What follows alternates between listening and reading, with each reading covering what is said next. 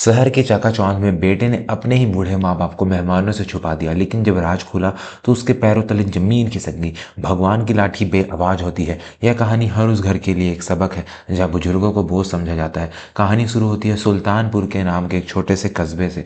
Master Jagannath बाबू अपनी पूरी जिंदगी बच्चों को पढ़ाने में गुजार चुके थे। धोती कुर्ता पहनने वाले, माथे पर चंदन लगाने वाले जगन्नाथ बाबू का इलाके में बहुत सम्मान था। उनकी पत्नी कौशल्या देवी एक सीधी सादी महिला थी जिनके लिए उनका परिवार ही उनकी दुनिया थी। दोनों ने अपनी ज़रूरतों को मारकर अपने इकलौते बेटे रवि को पढ़ाया लिखाया था। रवि अब शहर की एक बहुत बड़ी कंपनी में मैनेजर बन गया था। उसकी शादी सुमन से हुई थी जो आधुनिक विचारों की थी। एक दिन रवि अपनी बड़ी सी गाड़ी लेकर गाँव आया। गांव वाले देखते रह गए। रवि ने अपने माता पिता के चरण स्पर्श किए और कहा, बाबूजी, माँ, अब आप दोनों की उम्र हो गई है। यहाँ अकेले कब तक रहेंगे? चलिए मेरे साथ शहर। वहाँ बड़ा घर है, सारी सुख सुविधाएं हैं। पोता भी अपने दादा दादी के लिए तरसता है। कौशल्या देवी की आंखों में आंसू आ गए। उन्हें लगा कि उनका बेटा श्रवण कुमार है। जगन्नाथ बाबू को अपना पुराना घर छोड़ने का दुख तो था, लेकिन बेटे के प्यार के आगे वो झुक गए। उन्होंने अपने पुश्तैनी मकान ताला लगा दिया और बेटे के साथ शहर की ओर चढ़ पड़े। गाड़ी जब शहर के उस आलिशान अपार्टमेंट के सामने रुकी तो जगन्नाथ बाबू और कौशल्या देवी की आंखें फटी रह गई। इतना ऊंचा भवन उन्होंने कभी नहीं देखा था। रवि उन्हें लिफ्ट से ऊपर ले गया। दरवाजा खुला तो सुमन ने फीकी मुस्कान के साथ स्वागत किया। घर बहुत सुंदर था। कांच के शोपीस मखमली सोफे। रवि उन्हें एक कमरे में ले गया। यह कमरा घर के बाकी कमरों से काफ़ी छोटा था। इसमें खिड़की भी नहीं थी, बस एक रोशनदान था। रवि ने कहा, बाबूजी, बाकी कमरों में तो सामान फैला है। अब गेस्ट आते रहते हैं। आप लोग यहाँ आराम से रहिए, यहाँ शांति रहेगी। जगन्नाथ बाबू को थोड़ा अजीब लगा, पर वो चुप रहे। कौशल्या देवी तो बेटे के घर में होने की खुशी से ही मग्न थी।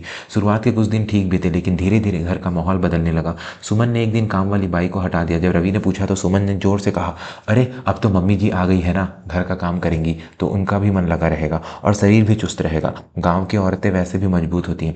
कौशल्या देवी ने यह सुना तो उन्हें धक्का लगा, लेकिन बेटी की गृहस्थी में कलेश ना हो इसलिए उन्होंने चुपचाप झाड़ू उठा ली। जो हाथ अब कांपते थे वो अब पूरे घर का पोछा लगाते। जगन्नाथ बाबू जो रिटायर्ड शिक्षक थे, उन्होंने सोचा कि पोते को पढ़ाएंगे, लेकिन जब वो पोते आरुष को गणित समझाने बैठे तो सुमन आकर चिल्लाई, पापा जी प्लीज़ आप इसे अपनी देहाती भाषा मत सिखाइए। इसका स्कूल बहुत हाई फाई है, वहाँ इंग्लिश बोली जाती है। आप बस इसे पार्क में घुमा लाया कीजिए। धीरे धीरे उस घर में जगन्नाथ बाबू और कौशल्या देवी की हैसियत माता पिता से घटकर नौकरों जैसी हो गई। वो सुबह उठकर नाश्ता बनाते, टिफिन पैक करते, कपड़े धोते और रात को उसी छोटे से कमरे में बिना खिड़की के सो जाते।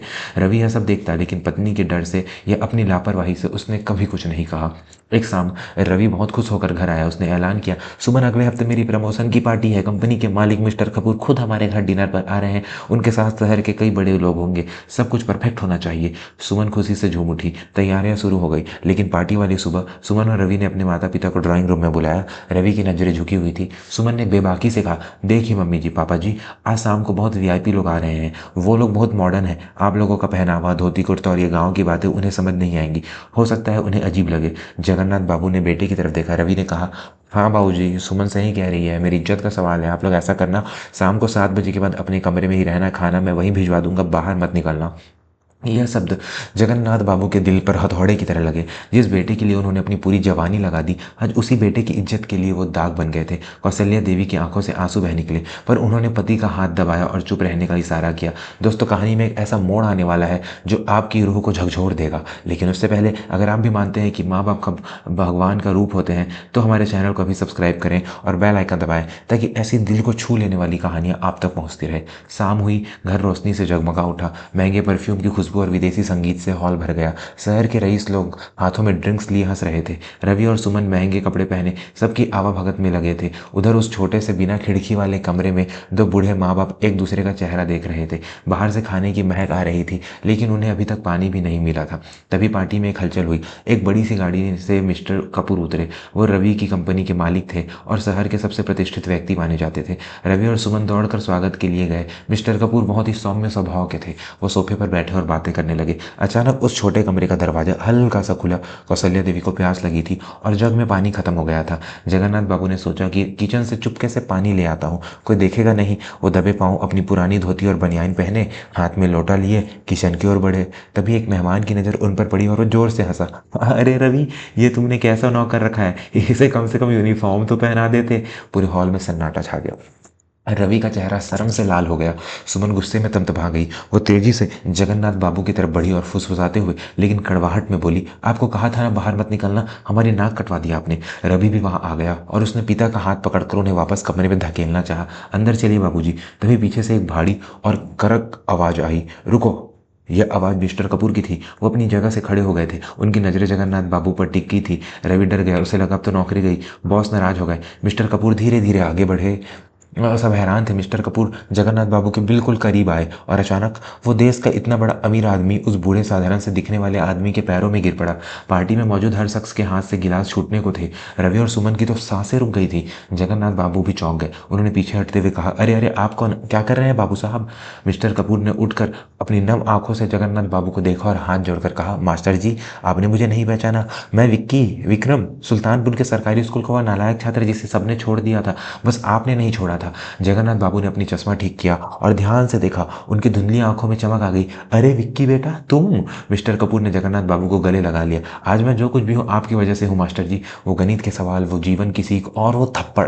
अगर आपने मुझे सही रास्ता न दिखाया होता तो मैं आज सड़क पर होता, यहाँ नहीं। फिर मिस्टर कपूर ने रवि की तरफ देखा। उनकी आंखों में अब सम्मान नहीं गुस्सा था। रवि ये तुम्हारे पिता हैं? रवि के गले से आवाज़ नहीं निकल रही थी। उसने हकलाते हुए कहा, जी जी जी सर। मिस्टर कपूर ने चारों तरफ देखा और फिर रवि से कहा, शर्म आनी चाहिए तुम्हें। जिस इंसान के चरणों की धूल माथे पर लगाने के लिए लोग तरसते हैं, तुमने उन्हें छुपा कर रखा था।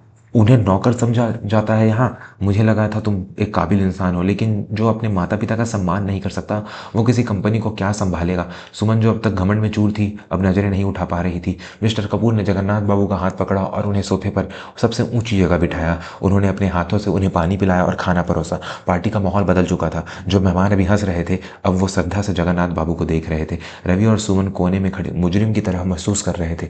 उस रात मिस्टर कपूर ने पार्टी जल्दी खत्म कर दी, लेकिन जाते जाते उन्होंने रवि से कहा, कल ऑफिस आने की जरूरत नहीं है रवि, पहले घर पर इंसान बनना सीखो, मैनेजर बाद में बनना। मेहमान चले गए। घर में सन्नाटा था, लेकिन आज वो सन्नाटा जगन्नाथ बाबू और कौशल्या देवी की लाचारी का नहीं था। जगन्नाथ बाबू अपने कमरे में गए और अपना पुराना बैग उठाने लगे। कौशल्या देवी ने भी अपनी साड़ियाँ समेटनी शुरू कर दी। रवि दौड़कर आया और उनके पैरों में गिर पड़ा।